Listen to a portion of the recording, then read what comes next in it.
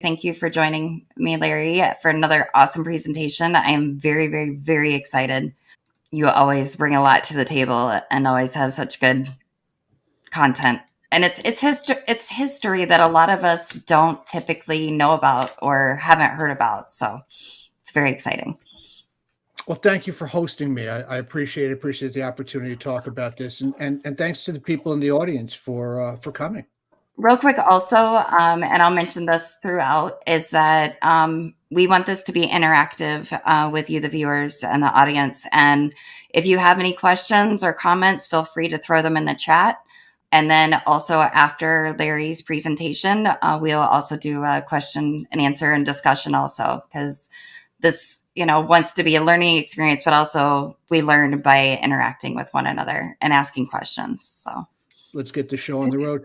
Do you want to explain a little bit about our host organization, about Beyond Barriers? Yes, I will actually. Thank you. Beyond Barriers is a 501c3 nonprofit. We are comprised of former extremists and other professionals, and we do all that we can to combat extremism, anti-Semitism, and hate in all forms. And we also work with helping people exit extremism, as well as educating the communities and legislation on how to combat it as well. So just a couple of things that I have been so impressed with the organization since I began to volunteer. Your affiliation with the Simon Wiesenthal Center. Yes. Simon Wiesenthal was one of my personal heroes growing up, and to be associated even through proximity is a great honor. And the fact that Jeff Scoop just recently came back from Oslo, Norway, from speaking where the Nobel Prizes are awarded. Yes. It's just absolutely fantastic. So just props to Beyond Barriers. Okay, I have a little presentation for you, and hopefully this will come up.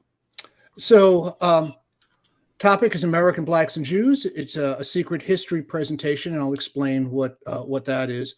I have 5 parts to this. I hope you'll agree, thankfully brief introduction, then 4 parts of the main paper, how we got here, what happened here, our shared struggle, and a fractured alliance. I always like to begin by saying who I am. Director of Business Development for Night Dev Studios, a company that specializes in bringing back classic video games. I hold an MBA, a Master's in Business Administration from the University of Detroit, Mercy College. Bachelor's of Science from New York University. I also wandered through Bernard and Baruch College and the New School for Social Research on my way to get here. I've been a lecturer on Jewish American history and culture for 20 years, and a volunteer now, I want to say, starting my 3rd year doing volunteer work for Beyond Barriers. So I use the term, what is a secret history? And all histories are incomplete. You can't possibly cover every single event that happened. But some groups are always omitted. In America, that means women, minorities, the marginalized, all are underrepresented. There have been attempts to address this. In 1980, Howard Zinn wrote A People's History of the United States. Zinn's book was an attempt to show history without, and I'm quoting, the fundamentalist nationalist glorification of country present in other texts. So, for example, chapter 1 was Columbus, the Indians, and Human Progress, but was told from the point of view of the Arawak people, including eyewitness accounts of Columbus's arrival in the New World. Chapter 2 was Drawing the Color Line, focused on how the slave trade created terrible economic conditions that impacted the servitude of poor white people. Chapter 3 was Persons of Mean and Vile Condition. I just love that headline, that chapter title. Persons of Mean and Vile Condition, focusing on what it was like to be poor in the American colonies, something that is ordinarily not discussed. So everything that I present can be found and verified if you knew what questions to ask. The problem is that we never know what we don't know. So why this topic now? Well, clearly people know about Kanye West and the swastika connection. Anti-Semitic celebrities, including Kyrie Irving, stoke fears of normalizing hate. New York mayor condemning outrageous attacks on Jews as near daily assaults continue, and the White House to address rising anti-Semitism, attacks on Jews. In July of this year, Yosef Hershkop, an Orthodox Jew, was attacked and beaten by four black men in the Crown Heights neighborhood of Brooklyn in what New York City police are investigating as a hate crime. The perpetrators have not been caught as yet. The incident was caught on a local community camera. So it wasn't an isolated incident. Brooklyn, which is the home to a number of Orthodox and Hasidic communities, Jews who are easily identifiable as Jews, has seen many attacks. Quoting again from New York Times, several Jews punched and slapped in the face, including a 3-year-old. An Orthodox woman whose wig was ripped off her head and thrown onto the ground, a group of Hasidic males aged 11 to 82 who were struck by a driver who backed a minivan into them. Crown Heights, with its concentration of visible Jews, is bordered by neighborhoods with predominantly black populations, including Bed-Stuy to the north and Brownsville to the east. Again, quoting from the Times of Israel this time, Jews are consistently the group most targeted in hate crimes in New York City on an annual basis, in both per capita and absolute terms, with the Anti-Defamation League reporting a record high number of incidents last year. The New York Police Department has confirmed 149 anti-Jewish hate crimes between the start of the year and June 28th, representing one incident every 29 hours on average. The attacks range from violent assaults to racial slurs to property damage, and there are likely many more that go unreported. In August, the NYPD reported 24 anti-Jewish hate crimes, far more than against any other group, and an 118% jump over the same month last year. And again, I have a link to the Times of Israel article. Let me emphasize that not all of these anti-Semitic attacks were conducted by people of African descent, but a significant number were. And if you look at that, if you look at particular confrontations in Crown Heights section of Brooklyn, you might think that there had been longstanding enmity between blacks and Jews in America, when actually the opposite is true. Once upon a time, things were different. The NAACP was founded in 1909. By the way, it was founded at the Henry Street Settlement House in New York City. Henry Moskowitz, a social worker, Jewish American, civil rights activist, was a co-founder of the NAACP. He was born in Romania in 1879, came to the U.S. in 1883, attended public schools in New York, graduated City College in 1899, and then went back to Germany to earn his PhD. In addition to Moskowitz, Joel Spingarn would become the first chairman and president of the NAACP, and his brother Arthur Spingarn would be the second president, succeeding Joel. So the NAACP was formed for a particular reason. There had been earlier versions of it, the Niagara Group being the one that was really the forefather of the NAACP. But the year before it was formed, in 1908, a race riot broke out in Springfield, Illinois. In something that repeats over and over again through history, 2 black men were accused of the rape of a white woman. A lynch mob gathered. When they learned that the sheriff had transferred the 2 men out of the city and into an area for safekeeping, the mob went on a murderous rampage through the black neighborhood. At least 16 people died. 8 black men, 1 black infant, 5 mob participants, 1 mob participant after the fact as a result of his suicide, and 1 white witness as a result of their suicide. I want to just pause here for a minute and talk about how bad things have been in this country. The Springfield riot was so bad that someone who was only a witness to it was moved thereafter to kill themselves because they had seen something that they could not bear. So on February 12th in 1909, the National Association for the Advancement of Colored People was formed in New York City. The NAACP aimed to secure for all people the rights guaranteed in the 13th, 14th, and 15th Amendments to the United States Constitution.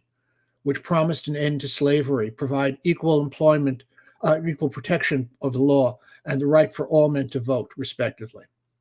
From the very founding of the civil rights movement, Jewish Americans and American blacks worked in partnership. So the question comes, when did this change and what factors influenced that change? But before we deal with the modern situation and talk about how we might fix things, let's examine how we got here.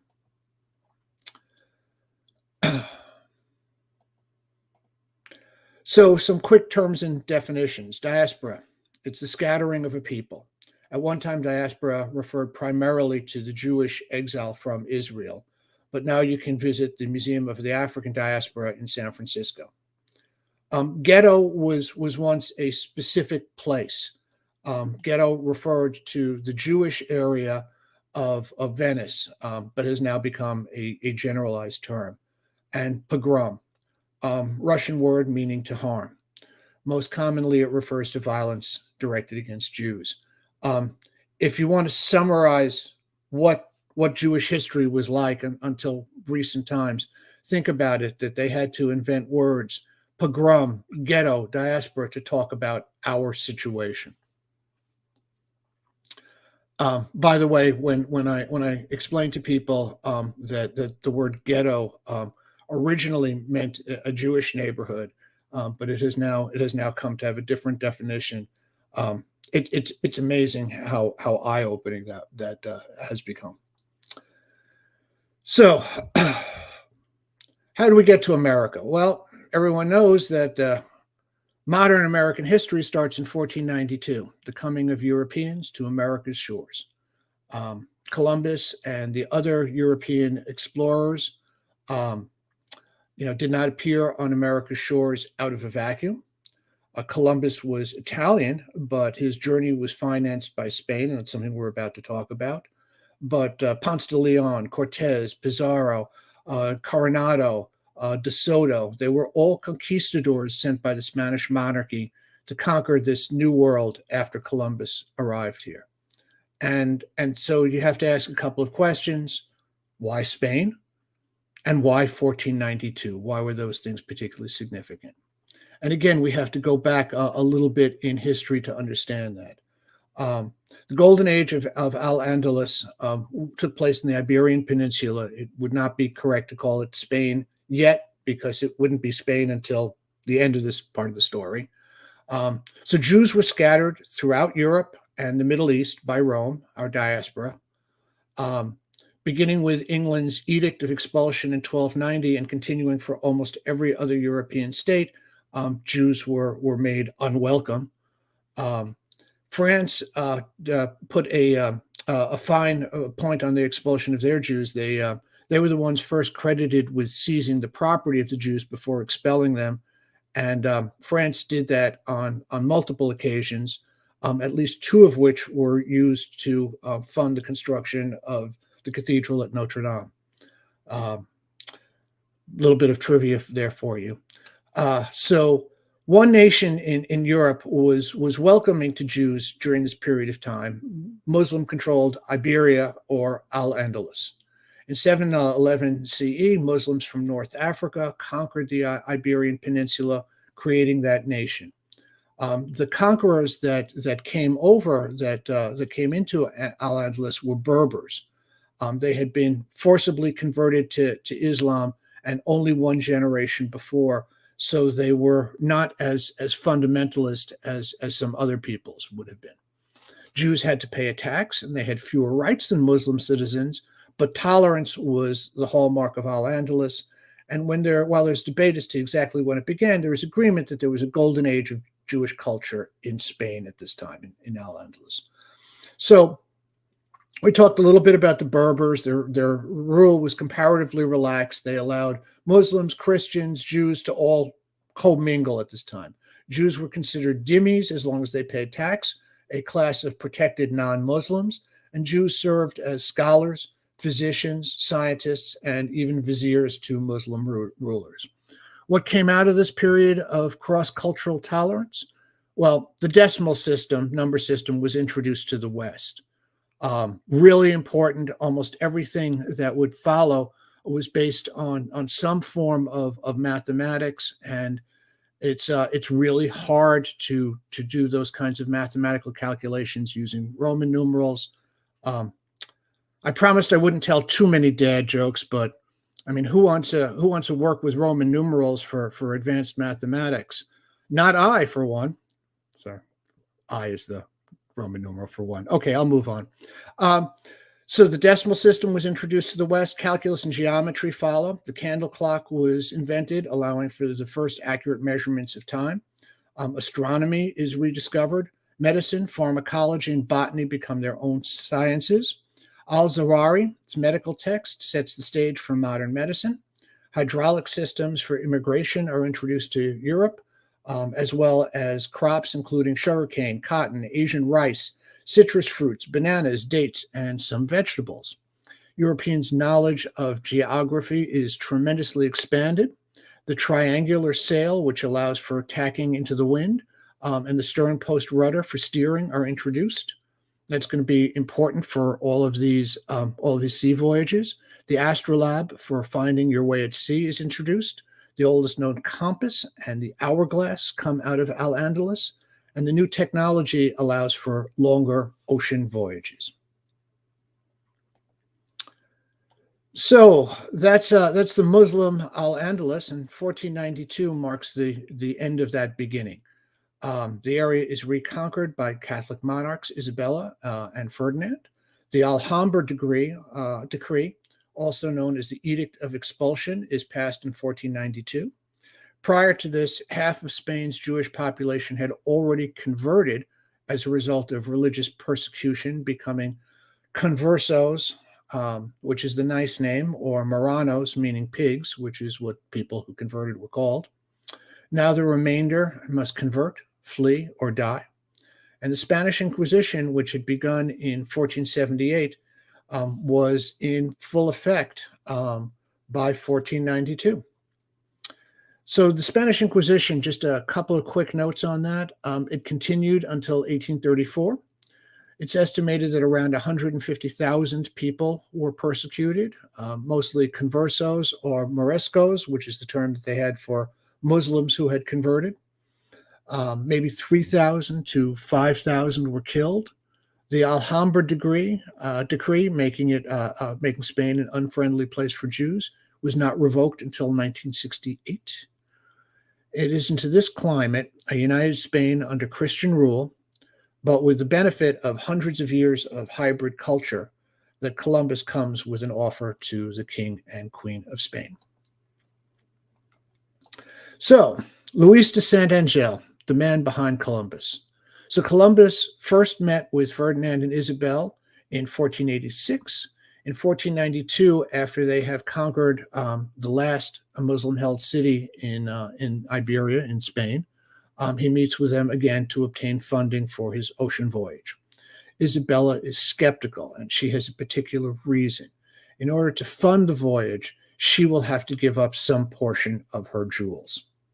Luis de Santangel is advisor to the king and queen, and he's also in charge of the treasury.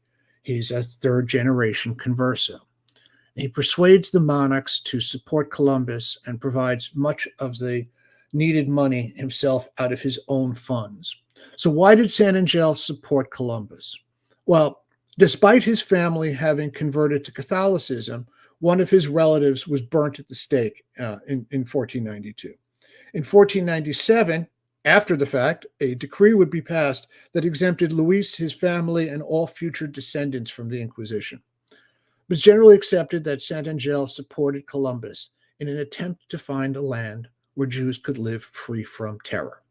How significant was his support? Well, the first letter, a report of his findings that Columbus sends back, isn't addressed to the king or queen. It's addressed to Santangel. Is that maybe because Santangel was the one that was the money guy, or that was who Columbus was told to report to? We don't know, but we do know the existence of the letter. Do we know that Santangel saw in Columbus a means of finding a new home and haven for the Jewish people? We don't know that. But what happens next kind of leads us to believe that that was what Santangel was thinking. So, first Jews starting to arrive in America. Um, I do mention, and there is this plaque, that Joachim Gans is the first Jew credited with actually setting foot on America. But there were a number of conversos in Columbus's crew, including Rodrigo de Triana and Luis de Torres. Rodrigo was the man who first saw land and called that out to Columbus. And Luis de Torres was Columbus's translator. He's written in history as Columbus's translator. I'm not sure exactly what he was translating or what language he would translate to from. Maybe it was Columbus's Italian to Spanish that he was there for, but that's how he's remembered. Joachim Gans is credited with the first Jew to set foot in America. So he's a mining expert from Prague. He's recruited by Sir Walter Raleigh to help found a permanent settlement in the New World. He's sent to Roanoke, Virginia, to do surveys of possible metal mines, see if the area was appropriate for that. He completes his work at Roanoke, and then he moves to the town of Bristol, also in Virginia, where he gave Hebrew lessons to English gentlemen who wanted to read the Bible in the original tongue. In 1589, the Bishop of Chichester, Roger Curtis, visits Gans, who is speaking in the Hebrew tongue, thereby proclaiming himself a Jew. Bishop Curtis asks Gans, "Do you deny Jesus Christ to be the Son of God?"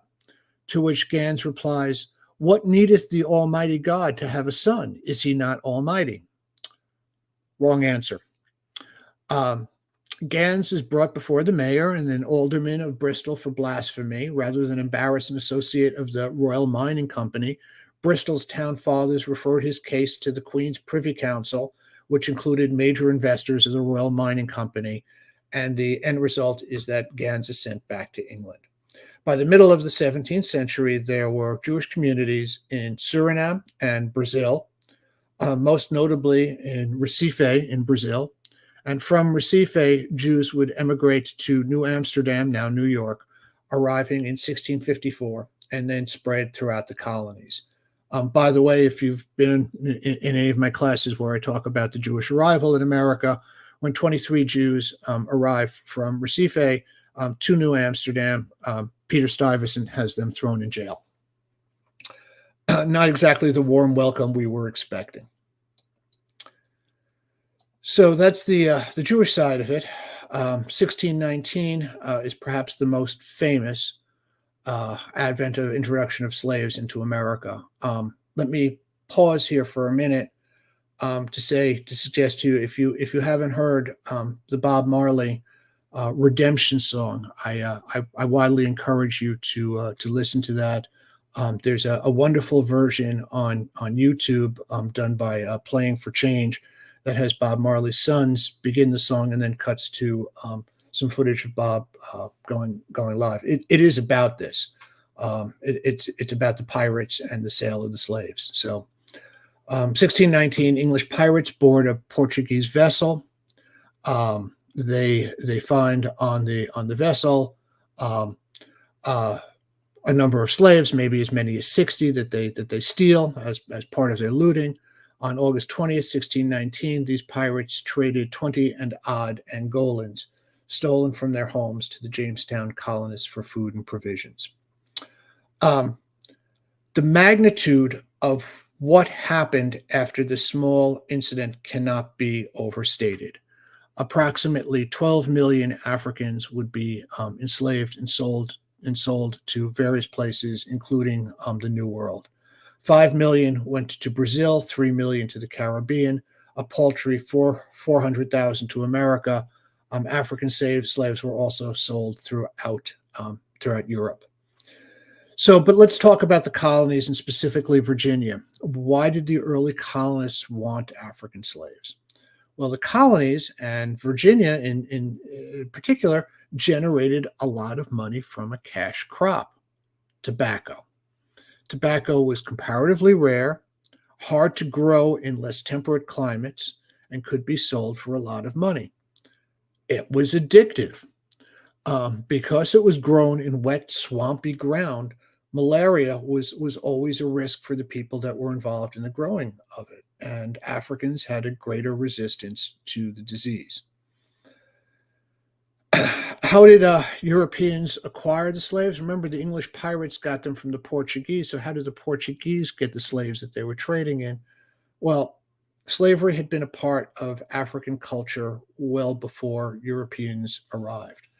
Let me bring up the next slide, but also let me pause for just a second here and talk about views of history and why secret histories are necessary. When I talked about omissions and about things that are always left out of histories, history is almost always a tale written by the winner, and it's always written with a particular slant to make the winner look good and make the other than winners look less good. Um, History is often weaponized and used to convey a particular point of view that the reader is intended to come away with. So um, again, this is pretty well documented. Slavery in Africa before the Europeans, there were major slave routes there. There was no unified sense of black identity. So the idea that it was blacks enslaving other blacks was no more. It made no more sense than talking about France and Germany having wars. Well, both of those people look alike to someone from Angola. Um, just as modern history shows that our definitions of grouping people as being black don't work in an African setting. You look at what happened in Rwanda and the Tutus and the Hutsis, um, both being identical, racially, but having very different identities and that leading to conflict and genocide. Mansa Musa, who's the ruler of one of the African empires that we don't study about, Mali, made pilgrimage to Mecca in 1324. He brought with him 60,000 men and 20,000 slaves.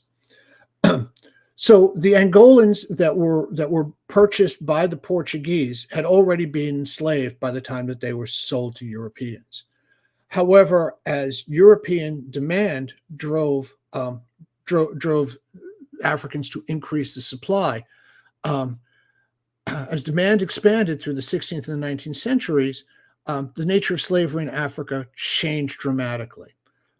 Wars sprang up because that was the easiest way to acquire slaves. And the nature of slavery itself changed. Whereas before, a chattel slave or a debtor slave had a chance of being freed at some point, slaves sold to Europeans faced a life sentence. That was driven by both demand, and as the prices increased, war and enslavement became the perpetual state within Africa. Let me add also that even prior to the arrival of Europeans, slavery and other forms of coerced labor were not uncommon in the Americans either, among the native peoples, among the indigenous peoples. But as in Africa, slave ownership took place within an extended kinship system. There was no element of racial inferiority, which dramatically changed both the treatment of slaves and the potential for being freed at some point. This comes up quite a bit. There is a book, Jew Slaves and the Slave Trade, Setting the Record Straight by Eli Faber. It's considered an important work in the field. Let me read to you a review done by Herbert S. Klein for the Journal of Social History. There are some audiences in North America today who find it difficult to understand past societies and their value systems, and who think a transgression in the past, however distant, invalidates activities or ideas of the present. For these people, the finding that even one Jew participated in the slave trade in the 18th century invalidates Jewish political support of civil rights or integration in the 20th century. One outcome of this has been a reinvented history of the Jewish participation in the slave trade, which asserts that Jews were the majority of slave owners in the United States and played a major role in the slave trade elsewhere. It is in this context that Eli Faber wrote his scholarly book on the participation of Jews in the slave trade and slavery. Throughout our history until the fairly modern times, while there were exceptions, notable the Rothschild family, most Jews lived in poverty and were not allowed to own even the farms that they worked on. If you think back to the stories of Tevye the milkman, his big break in the shtetl times is that he is given a cow that he can milk. He's got a milk cow, and this was wealth that was unthinkable for him, earlier in his life. So anyway, the idea that Jews dominated the slave trade or dominated slave ownership in the United States is just simply untrue. It's kind of our prelude. So now Jews from the Middle East have gone through various places in Europe, always fleeing from expulsion, always in fear of expulsion, and significant portions of them have begun to come to the United States, to America. I shouldn't say the United States; it's not that yet, but have come to the American land seeking a better life. And Africans who have been enslaved and have also been brought to the United States against their will, this is the first major time for them to begin interacting.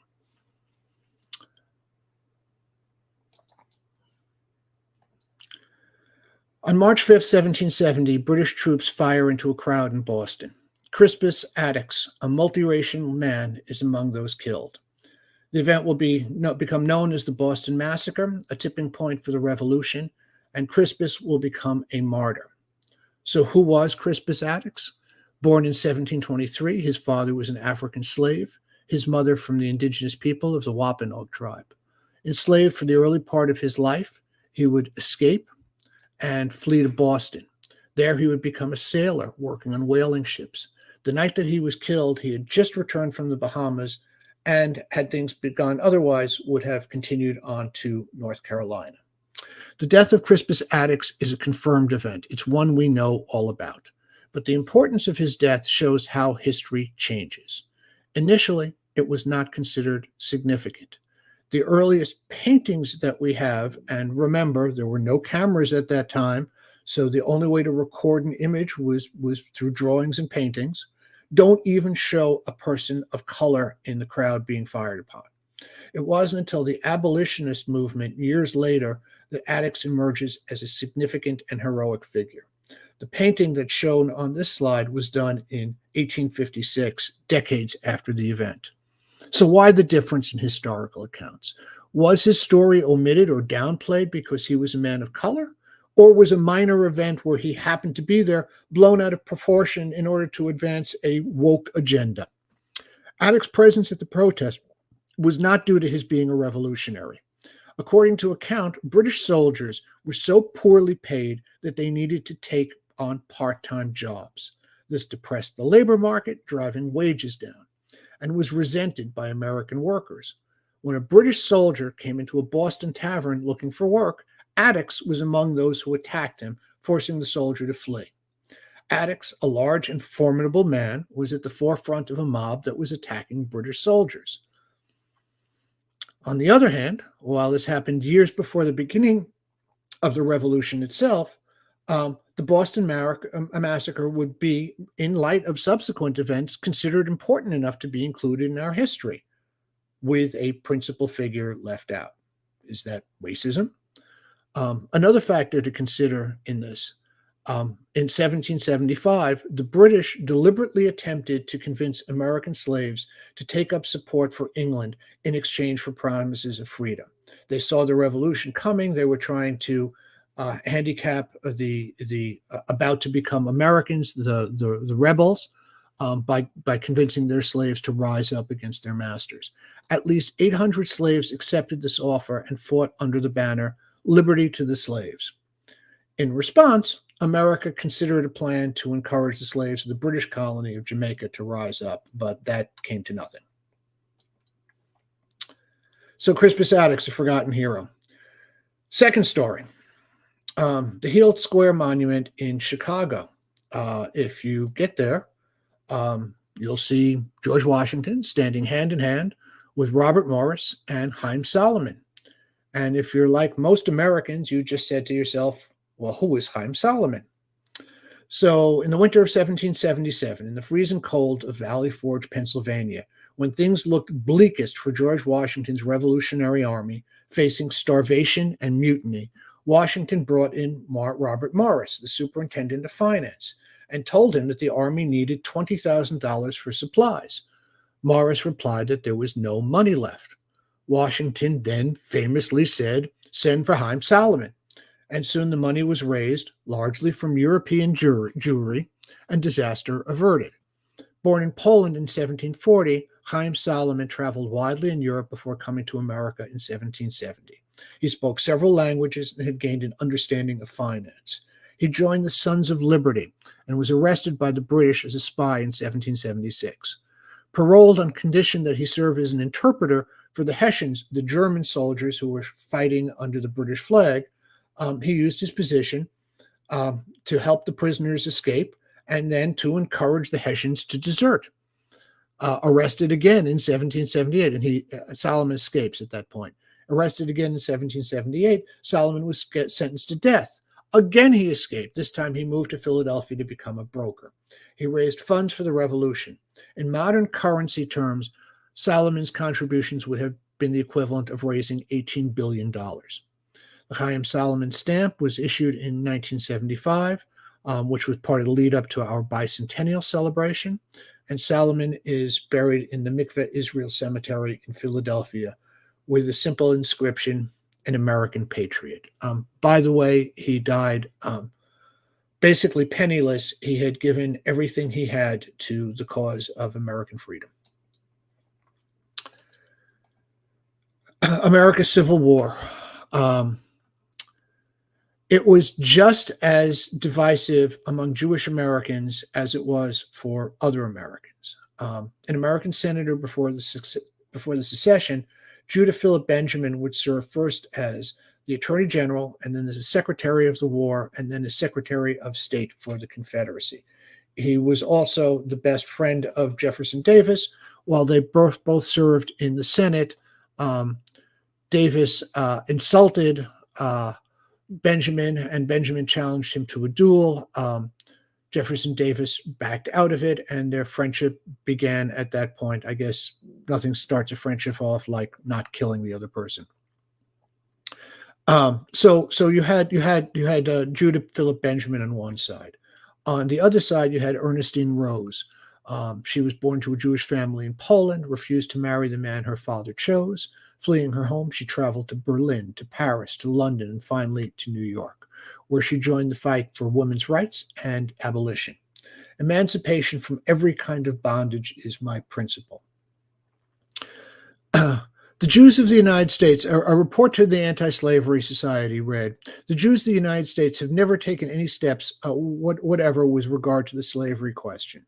As citizens, they deem it their policy to have everyone choose whichever side he may deem best to promote his own interests and the welfare of the country.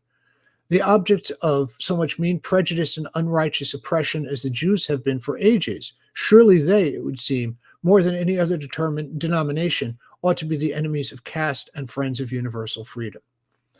When the war broke out, perhaps 10,000 Jews served in the Civil War, about 3/4 of them serving in the ranks of the Union. There were 2 Jewish Union companies raised. Company C of the 82nd Regiment of the Illinois Volunteers, which was made up mostly of recent immigrants from Europe, and the Perkins Rifles of Syracuse, New York. Brigadier General Frederick Salomon was the highest-ranking Jewish Union officer and one of 4 Jewish generals. The Confederate Army included Colonel Abraham Charles Myers of Charleston, South Carolina. Charleston, South Carolina, by the way, being a hub of Jewish culture in these United States. And the quartermaster of the general of the Confederate Army, and Dr. David Camden de Leon was the Surgeon General of the Confederate Army. So Jews fought on both sides of the Civil War. To understand the Jewish point of view about slavery, you have to look at the holiday of Passover.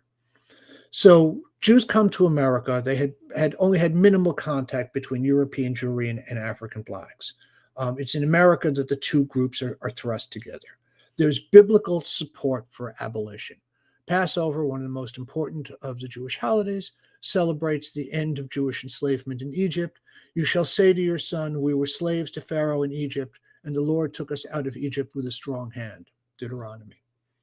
Between 1848 and the end of the Civil War, the population of the Jewish people in the United States grew from 50,000 to 150,000.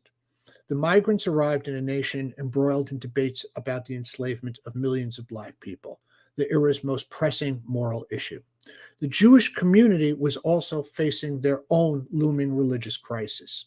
The European Enlightenment and the Haskalah, the Jewish Enlightenment, facilitated a 19th century schism in which Orthodox and Reform movements emerged.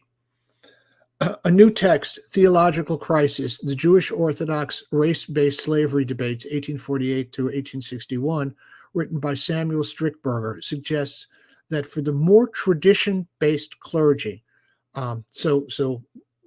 it's at this point that it first becomes appropriate to refer to them as the Orthodox.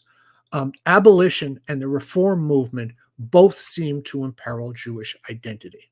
The Jewish community was in a precarious situation since Strickberger. They were trying to assimilate and stay below the radar. Silence was a much easier option than advocacy.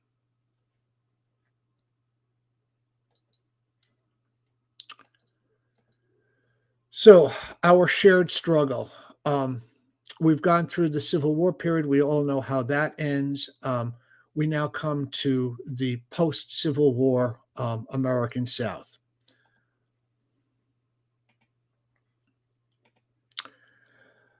On August 17th, 1915, a group of 25 men broke into a prison hospital where Leo Frank was recovering from having his throat slashed by another inmate.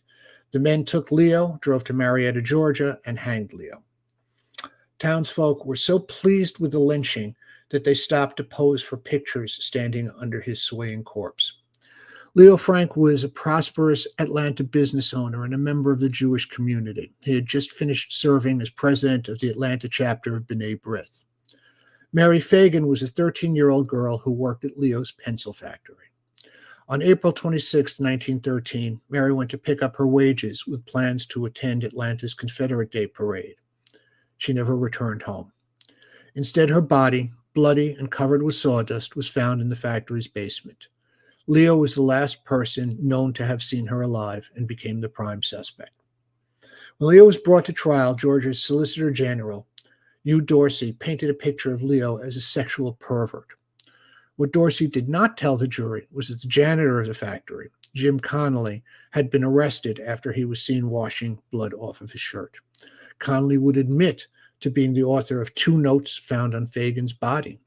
Connolly would claim, perhaps after coaching from Dorsey, that Leo had confessed to the murder and paid Connolly to both write the notes and to move the body to the basement. Not only is that the case, not only is Connolly the likely suspect, but Leo had an alibi. His housekeeper testified that Leo was at home eating lunch when the girl was killed. Nonetheless, during his trial, crowds gathered outside the courtroom shouting, "Hang the Jew." Leo was convicted and sentenced to death.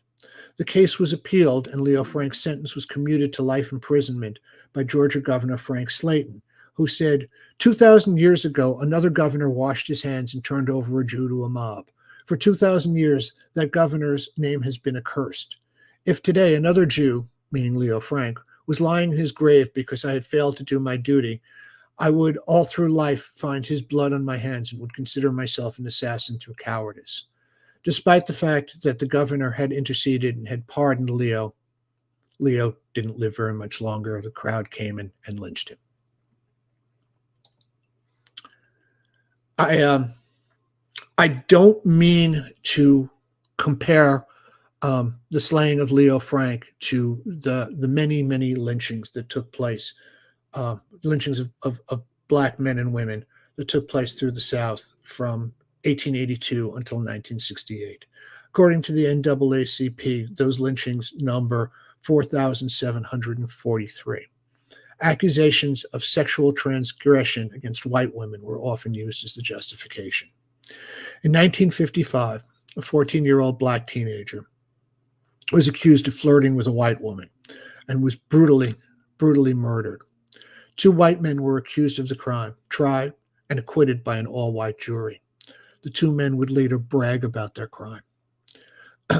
Mamie Elizabeth Till Mobley, Emmett Till's mother, would insist upon an open casket funeral so that the world could see what had been done to this young man. The outrage would help galvanize the civil rights movement. But again, back to the comparison, can you understand why people of Leo Frank's heritage would have a special identification with the victims of lynchings? 1964, Andrew Goodman, James Chaney, Michael Schwerner were all associated with CORE, the Congress of Racial Equality, and were working as part of the Freedom Summer. After being held by the local police in Philadelphia, Mississippi, they were abducted, shot to death at close range, and buried. 9 men would be charged, 7 convicted. None of them would serve more than 6 years. James Chaney was from Mississippi, Goodwin and Schwerner from New York. Traveling through the town of Philadelphia, Mississippi, they would be stopped for an alleged traffic violation, held until the Klan was ready for them, and then murdered. Alton W. Williams asked Michael Schwerner, "Are you that nigger lover?" before murdering him. After the bodies were buried, Deputy Sheriff Cecil Ray Price would say to the group of Klansmen, "Well, boys, you've done a good job. You struck a blow for the white man. Mississippi can be proud of you. You've let those agitating outsiders know where this state stands." Not sure how much more I need to comment on this portion of it. There's nothing I can do to describe what happened here without sounding melodramatic. But that said, there are some bonds that are written in blood. Moving on to something a little bit more positive. The year after Mississippi burning, Dr. Martin Luther King would cross the bridge into Selma, Alabama, march from Selma to Montgomery, across what was formerly the Edmund Pettus and now the John L. Lewis Bridge. The people in this picture are John L. Lewis, an unidentified nun, Ralph Abernathy, Dr. Martin Luther King, Ralph Bunch, Abraham Joshua Heschel, Reverend Fred Shuttlesworth. Leaders of the Reform movement had been arrested with Dr. King in St. Augustine, Florida, the year before. Rabbi Heschel was born in Poland in 1907. He was descended on both sides from famous European rabbis. He was arrested by the Gestapo in 1938, deported back to Poland, fled to England before the Nazi invasion, then came on to America. Arriving in America, he taught at Hebrew Union College and the Jewish Theological Seminary, and then he would become active in the civil rights movement. Rabbi Heschel was not alone. More than half of the young people that attended the Mississippi Freedom Summer in 1964 were Jews. From 1917 until 1932, Jewish philanthropist Julius Rosenwald had contributed in whole or parts of the funding to establish 2,000 primary and secondary schools and some 20 universities, including Howard, Dillard, and Fisk throughout the South. At one time, 40% of Southern blacks had received at least part of their education at one of these Rosenwald schools. So that kind of brings us to the middle of the 60s, and that's kind of when things begin to change. There are a number of books, some of the recent ones on here, Broken Alliance, What Went Wrong, Black Power, Jewish Politics. There are many more books. There are many more articles on the topic. Let me disclose to you immediately that I do not have the definitive answer on what happened and why it happened, but I will present some theories. It is common knowledge that many members of the Negro and Jewish communities of the country share mutual dislike, scorn, and mistrust. Ralph Bunche. We saw Ralph crossing the bridge with Rabbi Heschel and with Martin Luther King. Ralph Bunche was an American political scientist and a diplomat who received the Nobel Peace Prize for his work in achieving the 1949 armistice agreement between Israel and the Arab states. In doing so, he became the first African American to win the prize and the first person of African heritage to be so honored. He was also a major figure in the civil rights movement, one of the leaders that crossed the bridge to Selma. His point was that the sentiments of leaders like himself, Martin Luther King, Rabbi Heschel, were not necessarily shared by all members of their communities. The Ralph Baldwin quote is from the beginning of a letter, a 1967 letter that, excuse me, I said Ralph Baldwin, James Baldwin quote. It's from the 1967 letter to the New York Times. And that entire letter is very much worth reading. And I do have a link to that. When we were growing up in Harlem, our demoralizing series of landlords were Jewish, and we hated them. We hated them because they were terrible landlords and did not take care of the building. The grocer was a Jew, and being in debt to him was very much like being in debt to the company store. The butcher was a Jew, and yes, we paid more for bad cuts of meat than other New York citizens, and we very often carried insults home along with the meat. We bought our clothes from a Jew, and sometimes our secondhand shoes, and the pawnbroker was a Jew. Perhaps we hated him most of all. That's an excerpt, and it's a very powerful letter, and Baldwin is very intentional in his writing of this to almost force the reader to read on. The opening statement, which I've quoted, is intended to draw the reader in, but Baldwin's main thesis is that antipathy between blacks and Jews is part of a larger racial divide because Jews are predominantly, at the end of the day, still white.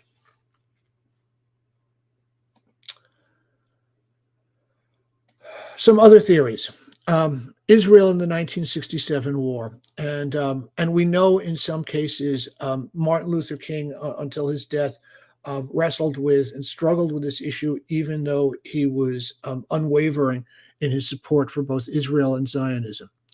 When people criticize Zionists, they mean Jews. You're talking anti-Semitism, attributed to Dr. Martin Luther King in 1968. But Israel's success during the Six-Day War, 1967, changed the perception of the Jewish state from an underdog to an aggressor. Black power activists saw Palestinians as a kindred people of color, waging the same struggle for freedom and justice as themselves.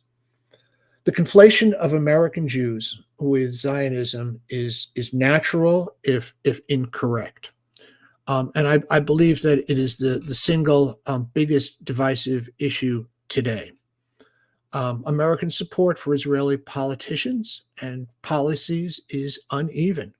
Many American Jews are unswerving in their loyalty to Israel, but others go to the opposite extreme. Quoting Haaretz News of December 11th, 2022. Yes, I pulled that reference from 11 days ago. It says Benjamin Netanyahu is putting the finishing touches on his new government, and American Jews are sickened and horrified by what they see. And yet, the conflation still takes place. Oh, you're Jewish, you must be pro-Israel, and if you're pro-Israel, you must be pro-Netanyahu. I have been unflaggingly pro-United States all of my life, but I was neither pro-Nixon nor Trump. And I don't understand why people find that analogous situation so hard to wrap their heads around. The Nation of Islam. And I pulled all of these references from the Southern Poverty Law Center, the SPLC. Since its founding in 1930, the Nation of Islam has grown into one of the wealthiest and best-known organizations in Black America. Its theology of innate Black superiority over whites and the deeply racist, anti-Semitic, and anti-LGBT rhetoric of its leaders have earned the NOI a prominent position in the ranks of organized hate. These same Jews that are attacking the minister are the blood relatives of slave ship owners, said Nuri Muhammad. These false Jews promote the filth of Hollywood that is seeding the American people and the people of the world and bringing you down in moral strength. It's the wicked Jews, the false Jews, that are promoting lesbianism, homosexuality. It's the wicked Jews, false Jews, that make it a crime for you to preach the word of God. Then they call you homophobic. Louis Farrakhan. For what would go on to become one of the largest and best organized groups in the history of Black America, the Nation of Islam had a relatively obscure beginning. Founded by a mysterious clothing salesman in the ghettos of Detroit in 1930, NOI was considered an insignificant, if highly media-worthy, voodoo sect throughout much of the 1930s and 1940s. Founder Wallace D. Fard, according to the FBI, other aliases include Farad Muhammad, Wallace Dodd, Wallace Ford, Wally D. Ford, Wally Ford, and Wallace Farad. And his messenger and successor, Elijah Muhammad, preached a hybrid creed with its own myths and doctrines. These held that over 6,000 years ago, the black race lived in a paradise on earth that was destroyed by the evil wizard Yakub, who created the white devil through a scientific process called grafting. Fard and his disciple preached of a coming apocalyptic overthrow of white domination, insisting that the dominion of evil was to end with God's appearance on earth in the person of Fard. Sure.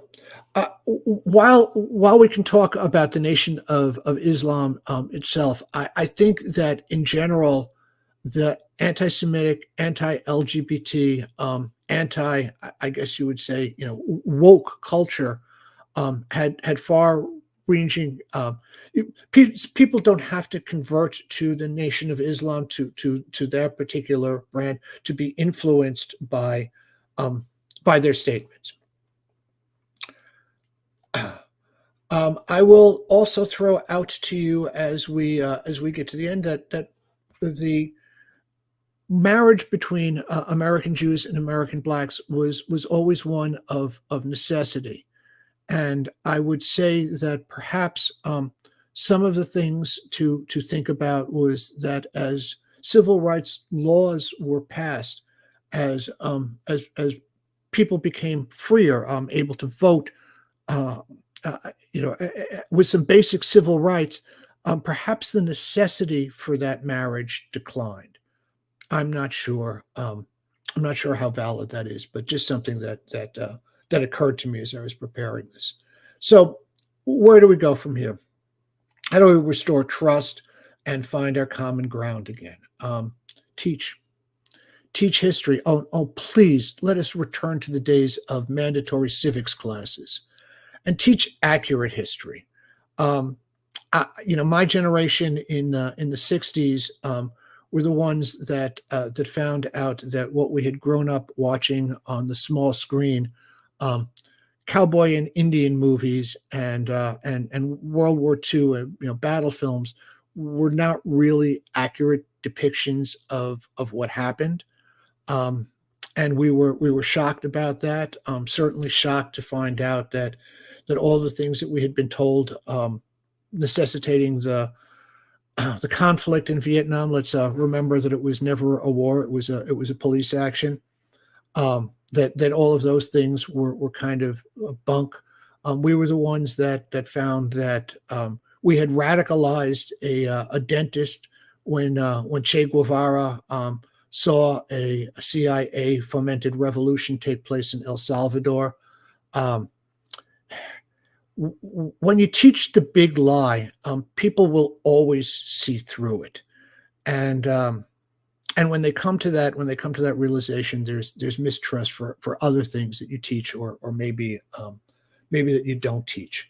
So let's try to avoid some of the national superiority tales, some of the both sides versions.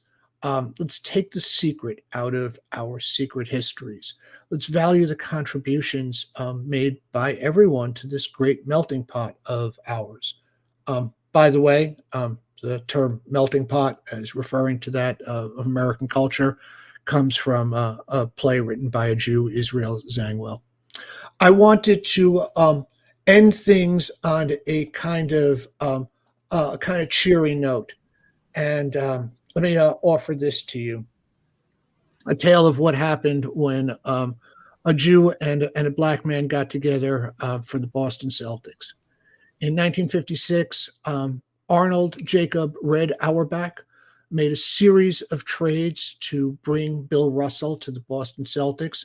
Bill was not the first black player, and nor was he the first black player that Red Auerbach had drafted, but he would certainly be the most distinguished. The Celtics, a team that had never won the title before, would go on to win 11 NBA titles over the next 13 years. When Red retired, he named Bill as his successor, and Bill served as a player coach. Red Auerbach himself set a number of records, in large part due to his drafting of Bill Russell. He was the coach with the most wins by the time he retired from coaching at the tender age of 48. He won a record 9 NBA championships, tied with Phil Jackson. He was the first to draft an African-American player to the NBA, and later he was the first to go with an all-black starting lineup.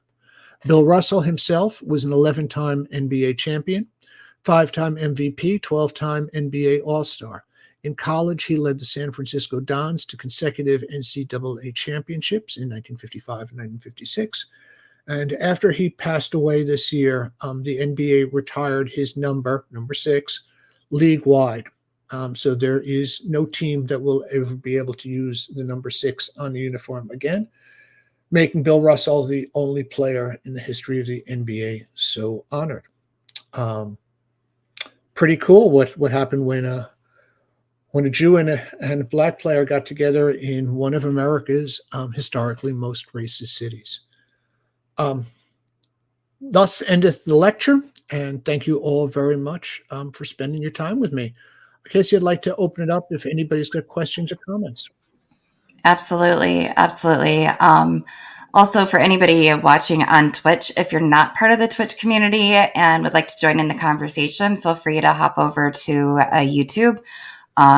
This is live on YouTube as well. I have put the link there up in the chat for you all that might be joining us there. And yes, feel free. Any questions, comments at all, let us know. I want to thank you, Larry, very much, because this has been a lot of a history lesson that I knew nothing about. And it's very interesting because both the Jewish people and the Black people here in America have had it rough, and we don't always take that into consideration or even hear about a lot of it, because it's unpleasant. It's an unpleasant history, but it's a history that needs to be taught so that we don't repeat it. So recently, I did a class for Congregation Ner Tamid here in Las Vegas about the banning of the book Mouse, and about teaching about the Holocaust and why that's important, and why we can teach the Anne Frank book, which ends before you know that she's going to be taken to a camp and killed, but it doesn't portray that. Whereas Mouse, which does portray the horrors of the camps, is unacceptable. And an interesting thing came up after that about teaching and about our curricula. Somebody said we need to spend more time teaching about the Holocaust, and an author, a Jewish author that I follow, said, yes, we need to teach the Holocaust, but we need to teach not just the Holocaust, that we need to talk about what Jews have contributed and what Jews have done, and why we did what we did, and how that's been part of America outside of the context of the Holocaust, and we don't do that. Right. We don't talk about Columbus. We don't talk about Luis de San Angel, and we don't talk about Columbus having 6 Jewish sailors on board his ships. Right. We don't talk about any of that stuff. Certainly, we don't teach about the civil rights movement. We don't teach about the Civil War. Just just as an anecdote, uh, a couple of years ago, I was doing a class for a young gentleman of color. He'd asked me to present on a similar topic, um, and the topic was my personal remembrances of the civil rights movement. Right, so the year I was born is the year that Emmett Till was killed, and the year that Martin Luther King went down to Montgomery for the bus strike. Um, it all kind of started the modern era started with the year that I was born, and so it's followed me. I mean, I remember the crossing of the bridge into Selma happening while I was quite young. But anyway, the point was that in promoting it, he meant to say that I was going to share my personal remembrances of the civil rights movement, and instead he wrote that I was going to share my personal remembrances of the Civil War, which happened a little bit before I was born. Um, but I got into a discussion with a young man who identified himself as kind of one of the sons of the Confederacy, somebody that was very involved in Civil War history, and he kind of challenged me. He said, I know a lot about the Civil War. He said, you better be accurate. And I asked him if he knew that there were Confederate soldiers that were Jews, some of them high ranking, including the Secretary of War. And he said no. And I said to him, you know why you'll never get into a debate about them tearing down Judah P. Benjamin's statue, because they don't build statues to Jews. And it was really funny. I mean, I could see a light going on as we were talking, that he had never realized that that as many as 2,500 Jews fought for the Confederacy. That was Wow. just a part of history that he didn't know about. Um, I don't know whether that young man was ever going to go on, ever considered joining the KKK, but if he did, I had just given him something to think about. Absolutely. Absolutely. We do have one question that came in. Oh, yeah. Yes, yeah, Grover, 100% right.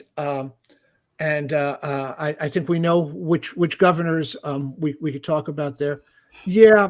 Um, the thing is that somebody recently asked it wasn't DeSantis himself, but it was one of the members of his cabinet to describe woke, and the answer was that when you start listing the qualities that make somebody woke, including empathy, including kindness, um, the term woke sounds pretty close to the standard definition of Christian also. Mm. It's one those governors kind of have to wrestle with, I guess. Um, and Grover, it's not just Christian values. One of my favorite quotes from Jewish culture is a quote from Rabbi Hillel, who was asked to teach Torah while standing on one leg, and his response to that was, "Do nothing to your neighbor that you would not want your neighbor to do to you." That is the whole of the law, and the rest is commentary. So how do we combat it without starting mindless internet discussion? And Grover, a fantastic question, and that's something that I try to equip people with. I have a 2-word answer on that: the facts. Yeah. Just bring up the facts. Just talk about things that happened. And the problem is that you can't start teaching it when people are already calcified in their ways. I really don't think anyone's opinion ever changes on Twitter, or at least not in a significant portion of the population. That has to be taught in schools. And there's nothing that I've presented here that somebody couldn't find on their own if they knew what questions to ask. And I think it's always the role of teachers to teach their students what questions to ask. And then correct me if I'm wrong, Alex, but I believe this is what you're talking about. So, like, treat others the way you want to be treated in Christianity.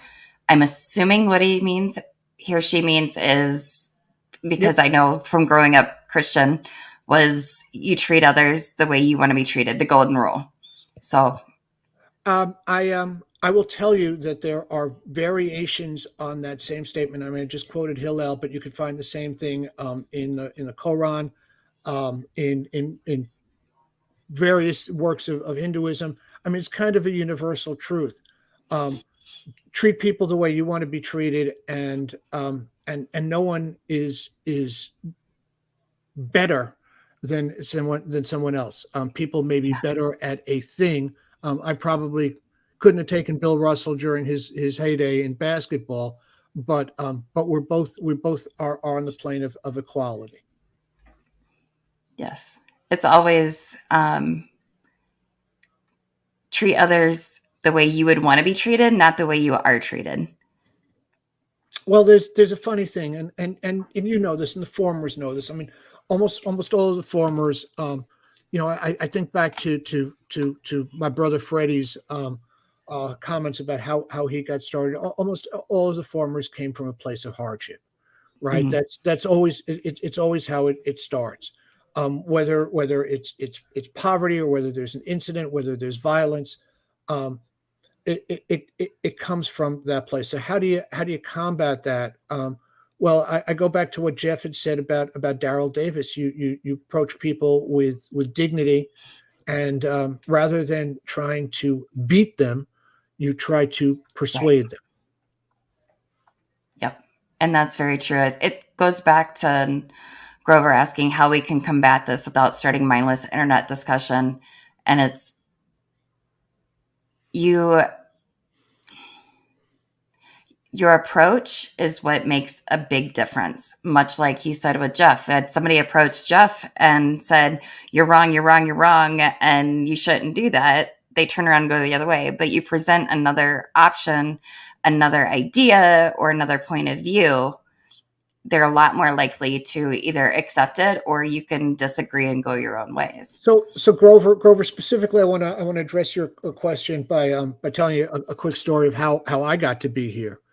I had seen Jeff on W. Kamau Oh, real Bell. quick, Oh, go ahead. I Yeah. don't want to interrupt, but in case you guys, any of you don't know who Larry is talking about, he's talking about Jeff Scoop, who is actually the founder of Beyond Barriers and was a Nazi for 25 plus years and then left and is now working towards peace building. All right, there you go, Larry. Sorry. No, perfect. So I was watching United Shades of America, and I was captivated by the story of this man who had come out of the National Socialist movement, who had been a leader in the NSM, and through his interactions with Daryl Davis, with a man of color, and through their conversations, had decided to do something to help combat extremism. And I shouldn't use the word combat. I mean, it's not a question. It is a struggle, and it is an ongoing work in progress. But it's not to be combative. Right. It's to be persuasive. And I saw this, and I was moved by it. The next day, I sought Jeff out on Twitter. Grover, not all Twitter debates are mindless. So I sought Jeff out on Twitter. I was fortunate enough that he had his DMs open. I messaged him, and I told him that I'd like to do something for Beyond Barriers, like to do a historical perspective. I'm sure that he was getting contact requests from a whole bunch of, solicitations from a whole bunch of people, and he kind of was like, well, I don't want to say he blew me off, but was like, well, kind of busy right now.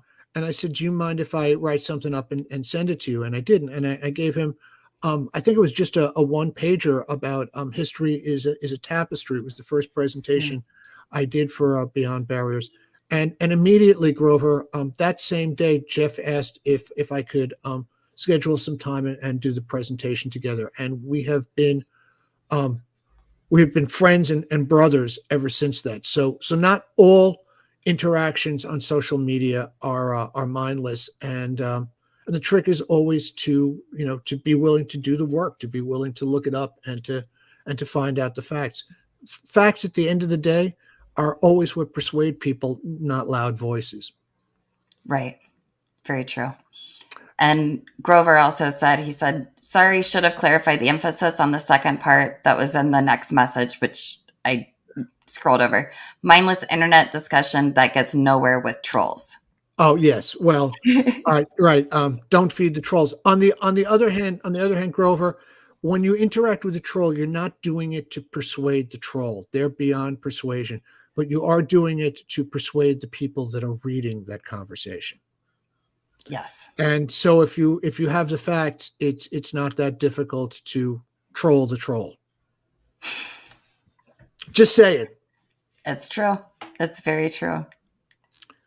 If we're running out of time, I do want to present one thing that I thought of at the end that I did not have a chance to include, but about progress.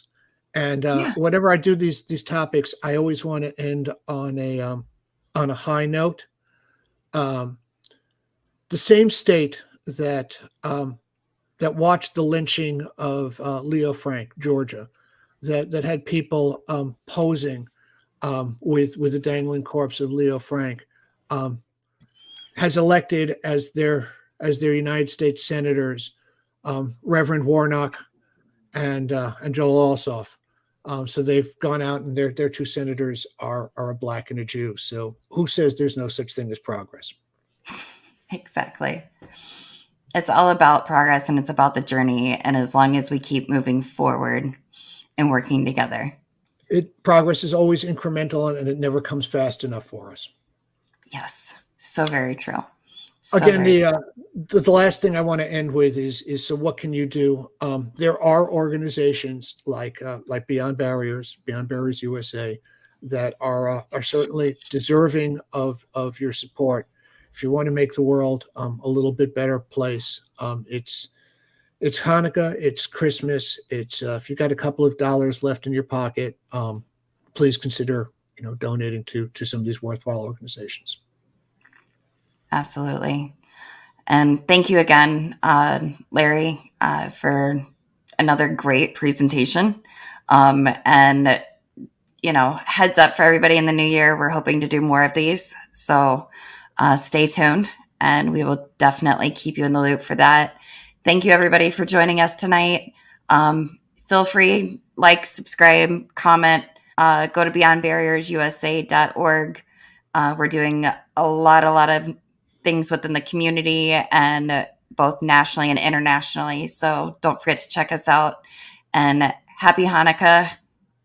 Chag Thank you. Sameach and Merry Christmas. And Casey, I will send you a copy of this presentation to post on the Beyond Barriers site, if you would, for me. Absolutely. Appreciate it. Thank you, Thanks. everybody. You all have a great night.